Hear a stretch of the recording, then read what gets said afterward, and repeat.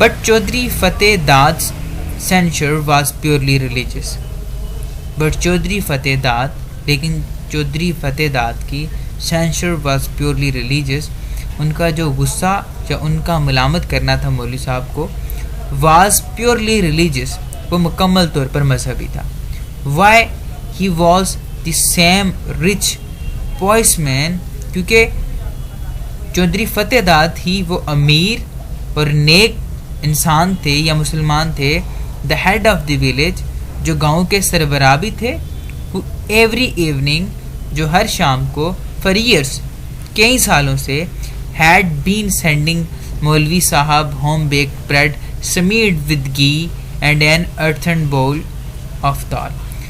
Who every evening for years, जो कई सालों से हर शाम had been sending, भेज रहे थे मौलवी साहब के घर होम बेक्ड ब्रेड, हाथों से बनी हुई घर की रोटी, smeared with ghee, जिस पर घी लगा होता था, and an earthen bowl of दाल, और मट्टी का एक प्याला दाल से भरा हुआ. यानी कि वो चौधरी साहब जहाँ पर नेक इंसान थे तो वो हर रोज़ मौलवी साहब के घर खाना भी भेजते थे. He was very regular in his offering, वो बहुत बाकायदा थे इन हिज ऑफरिंग, नजराने या वजीफ़े देने में, यानी मौलवी साहब को नजराने या वजीफ़े देने में. If for some reason the daily offering of the evening meal was delayed, if for some reason, अगर किसी वजह से, द डेली ऑफरिंग, रोज़ाना का खाना, ऑफ द इवनिंग, शाम का, वॉज डिलेड, देर हो जाता या ताख़ीर हो जाती खाना पहुँचाने में, चौधरी फतेह दाद वुड कैरी इट हिमसेल्फ, तो चौधरी फतेह दाद खाना खुद लेके आते टू मौलवी अबुल हाउस, मौलवी अबुल के घर, and apologise for the delay, और फिर वो देर से खाना लाने की वजह से माजरत भी करते, सेइंग, ये कहते हुए, आई एम टेरेबली सॉरी, मैं बहुत शर्मिंदा हूँ Maulvi ji, my wife is unwell, मेरी बेगम बीमार हैं, so the maid has cooked the food, और फिर जो नौकरानी थी उसने खाना पकाया है. He sincerely considered the daily gift to Maulvi's Abul a part of his daily worship. He sincerely consider, वो ये जानते थे या वो ये तसव्वुर करते थे चौधरी फतेह दाद, the daily gift to Maulvi Abul, के जो मौलवी अबुल के घर वो रोज़ाना का जो खाना पहुंचाते हैं या जो तोहफ़ा पहुंचाते हैं, अ part of his daily worship, वो उनकी रोज़ाना की इबादत का हिस्सा है, यानी कि मौलवी साहब को सर्व करना डेली के बेसिस पर उनकी इबादत का हिस्सा है. Conscious of the ever increasing responsibilities of her husband, conscious of, जानते हुए, द एवर इंक्रीजिंग रिस्पॉन्सिबिलिटीज़, हमेशा से बढ़ती हुई जिम्मेदारियाँ, ऑफ हर हस्बैंड, अपने शोहर के, Zebunnisa too had started teaching young girls of the village the holy Quran. Zebunnisa ने भी हैड स्टार्टेड टीचिंग, पढ़ाना शुरू कर दिया, young girls of the village, गाँव की छोटी बच्चियों को, द होली कुरान, कुरान पाक. यानी कि जब ज़ेबुन्निसा को इस बात का इल्म था कि मेरे शोहर की जिम्मेदारियाँ दिन ब दिन बढ़ रही हैं, तो उन्होंने भी अपनी घर में बच्चियों को कुरान पाक पढ़ाना शुरू कर दिया.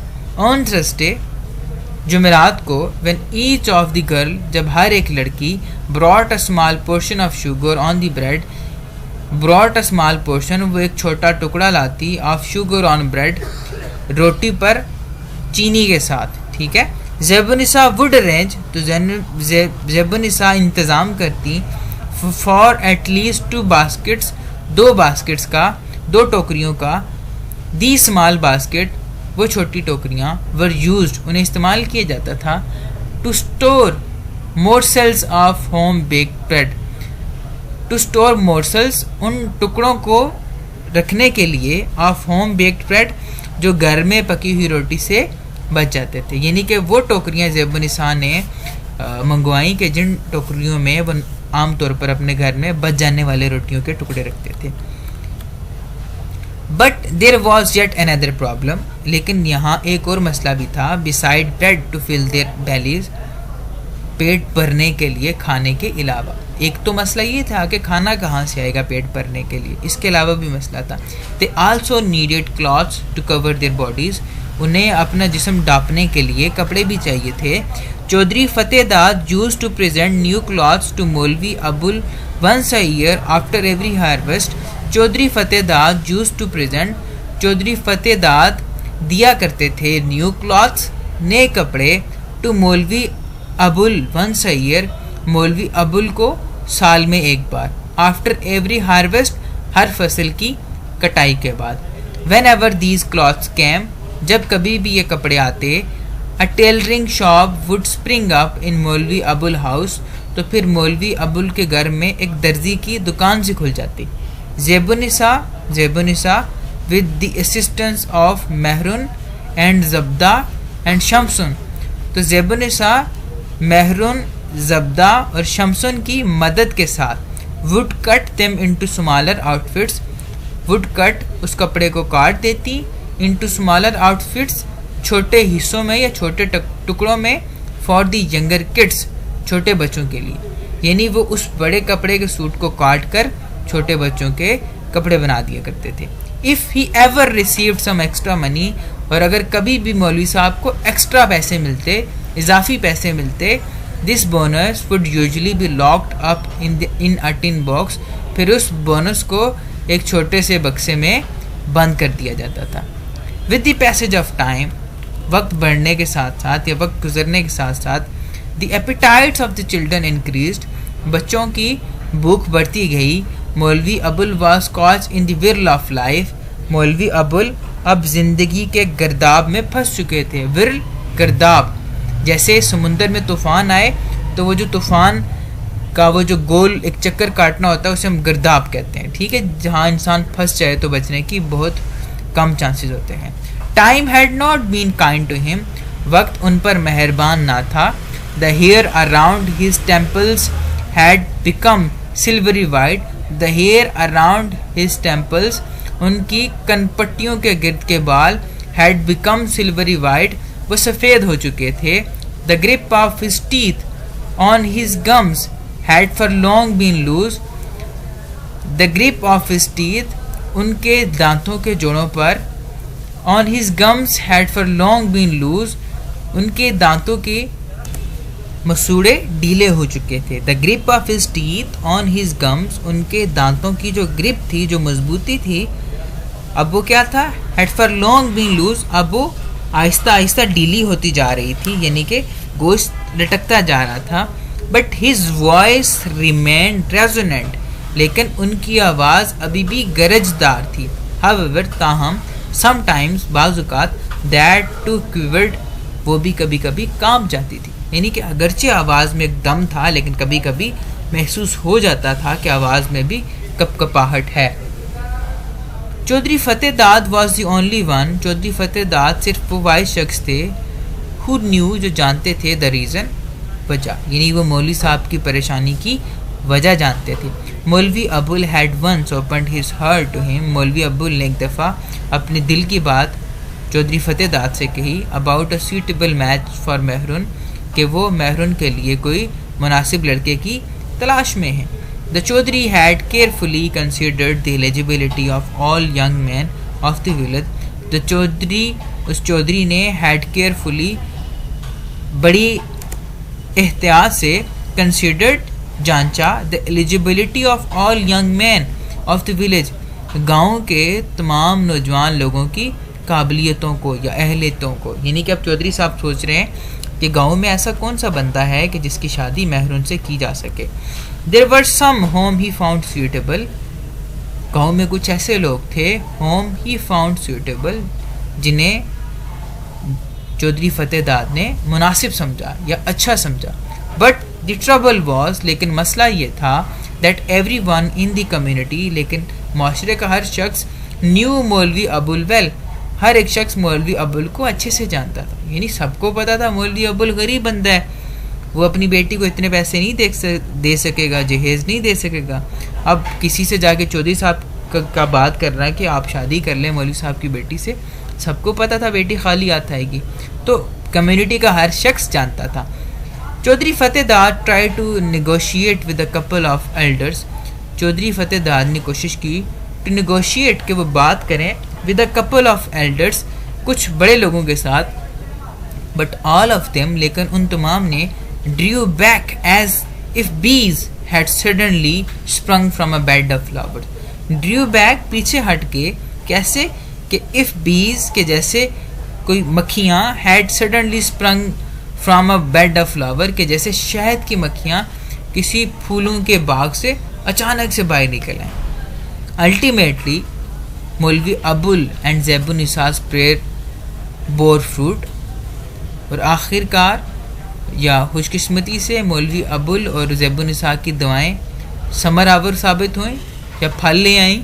A young man from the village, गाँव का एक नौजवान लड़का, हु हैड गॉन अवे, जो शहर से बाहर चला गया था, कैम बैक, वापस आ गया, and open a small cloth shop, और उसने एक छोटी कपड़ों की दुकान खोल ली। He called himself Shamim Ahmed, और वो अपने आप को शमीम अहमद कहता था। He was the only son of Hafiz, वो हाफिज़ का वाहिद बेटा था। After the death of his father, अपने वालिद की वफ़ात के बाद, खुदार try to follow his father's footstep. After the death of his father, अपने वालिद की वफ़ात के बाद Khuda Yar try to follow his footsteps, father's footsteps, उसने अपने वालिद के नक्शे कदम पर चलने की कोशिश की। व्हेन ही वाज अबाउट 16, जब वो 16 साल का था, he went away to the city, वो शहर चला गया, leaving his old mother behind, अपनी बूढ़ी माँ को वापस या पीछे अकेला छोड़ते हुए। लेटर दे लर्न दैट, बाद में उन्हें पता चला, that he had worked in the house of a head clerk, कि उसने एक हेड क्लर्क के घर में काम किया। आफ्टर विच, जिसके बाद, he had manage to open a small shop on a footpath, उसने किसी तरह से फुटपाथ पर एक छोटी दुकान खोल ली। Where he began selling cut pieces, जहाँ वो कपड़े के कटे हुए टुकड़े बेचता था। आफ्टर सेविंग सम मनी, कुछ पैसे बचाने के बाद, and gaining experience in the business, और उस कारोबार में तजर्बा हासिल करने के बाद, he return to the village, वो वापस गांव आ गया। ही देन बेग्ड मौलवी Abul to inaugurate and bless his shop by becoming his first customer. He then begged मौलवी अबुल, उसने फिर मौलवी अबुल से गुजारिश की, टू इनॉग्रेट, कि वो इफ्तिताह करें, एंड ब्लेस हिज शॉप, और बरकत लाएं उसकी दुकान में, by becoming his first customer, उसका पहला गाहक बन के। दैट डे, उस दिन, in order not to disappoint his erstwhile disciple, in order not to disappoint his erstwhile disciple, अपने गुज़िश्ता शागिर्द को मायूस न करने की गर्ज से, एंड हिज एज मदर, और उसकी बूढ़ी वालदा को, मौलवी Abul took a momentous decision, मौलवी अबुल ने एक शानदार फैसला किया। He went to his wife, वो अपनी बेगम के पास गया, एंड सेड, और कहा, Shamim Ahmed wants me to inaugurate his shop by becoming his first customer.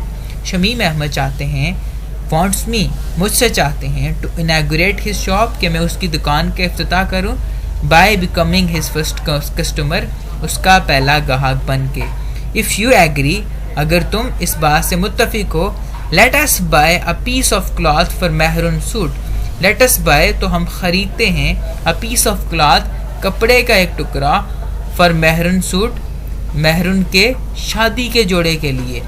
In any case we will need it for her dowry, किसी भी सूरत हाल में हमें उसके जहेज़ के लिए ये चाहिए होगा। डॉवरी जहेज़ को कहते हैं। My purchase in the presence of the entire village, मैं इम्प्रेस्ड है। माई प्रेजेंस, मेरा ये ख़रीदना, in the presence of entire village, पूरे गांव की मौजूदगी में, मैं इम्प्रेस्ड है, उन्हें मुतासिर कर देगा। यानी कि पहले पूरे गांव को पता है कि मौलवी साहब गरीब हैं, मौलवी साहब कपड़े नहीं ख़रीद सकते, उनके पास पैसे नहीं हैं। तो अब मौलवी साहब ने क्या फ़ैसला किया है कि मैं सब की मौजूदगी में कपड़े ख़रीदूँगा, ताकि पूरे गांव वालों को पता चले कि मौलवी साहब के पास भी पैसे हैं। May Allah bless you, she blurted out, Allah तुम्हारा भला करे, शी ब्लर्टेड आउट, वो अचानक से बोल पड़ी। And immediately took out the key, और उसने जल्दी से चाबी निकाली, which hung in the thread around her neck, which hung in a thread, जो एक धागे में बंधी हुई थी, अराउंड हर नेक, उसकी गर्दन में, ये पुराने वक्तों में ऐसा होता था, या अब भी आप देहातों में जाएं तो बूढ़ी माएँ अब भी अपने गले में चाबियां रखा करती हैं। शी ओपन द ट्रंक, उसने वो डिब्बा खोला, टुक आउट द टिन बॉक्स, और उस छोटे टीन के डिब्बे को निकाला, and placed it before her husband, और उसे अपने शोहर के सामने रख दिया। एज शी ओपन इट, जो ही उसने इस डिब्बे को खोला, her eyes suddenly became bright with unshed tears. Her eyes suddenly became bright, उसकी आंखें अचानक चमकने लगी, विद अनशट टीयर्स, बगैर बहने वाले आंसुओं से, यानी आंख में आंसू आया है लेकिन आंसू बहा नहीं है बाहर। Just then Mehrunnisa walked in, और बिल्कुल उसी वक्त महरुन्निसा भी अंदर आ गई। Then she turn back with a smile, और फिर वो एक मुस्कुराहट के साथ वापस पलट गई। Almost as if she was thinking, तकरीबन वो सोच रही थी, I know the secret of Abba's readiness to inaugurate Shamim Ahmed shop. I know, कि मैं जानती हूँ अब्बा का राज, रेडीनेस के वो क्यों तैयार हुए हैं to inaugurate Shamim Ahmed shops, Shamim Ahmed की दुकान का इफ्तिताह करने के लिए। यानी कि महरुन्निसा को भी पता चल गया है कि मेरे वालिद आखिर क्यों शमीम अहमद की शॉप का जाके